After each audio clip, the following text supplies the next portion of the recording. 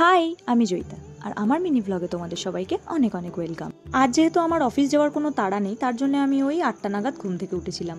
তারপরে ঘুম থেকে উঠেই মাকে আগে বললাম আমার মাথায় একটু তেল লাগিয়ে দাও, কারণ অনেকদিন মাথায় তেল দেওয়া হয়নি আর মাথায় অনেকটা ময়লা হয়েছে, শ্যাম্পুও করতে হবে, তো ভাবলাম একটু তেল দিয়ে নেওয়া যাক।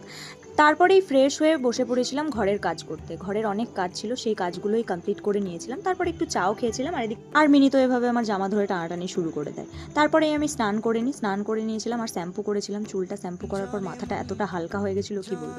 তারপরেই ভাবলাম একটু স্কিন কেয়ার করা যাক। স্কিন কেয়ার করা হয়ে যাওয়ার পরেই খাওয়া দাওয়াটা কমপ্লিট করে নিলাম। আজ ছুটি থাকার কারণে বিকেলে একটু বন্ধুদের সাথে বেরোবো ভেবেছিলাম, তো তার জন্য একটু বড় ঘুম দিয়ে তারপর বিকেল বেলায় বেরিয়ে গেছিলাম বন্ধুদের সাথে। গিয়েছিলাম হচ্ছে কন্যান রাজবাড়ির ওখানে একটা এরকম বাগান বিলাসী গাছ রয়েছে, সেখানেই মানে অনেকেই ফটো তুলেছে, আমি যদিও তুলিনি, একটু ঘুরে চলে এসেছিলাম। তারপরে গিয়েছিলাম বইচিতে গিয়ে সেখানে আমরা চা খাই, একটু গল্প করি, তারপরে বাড়ি আসি।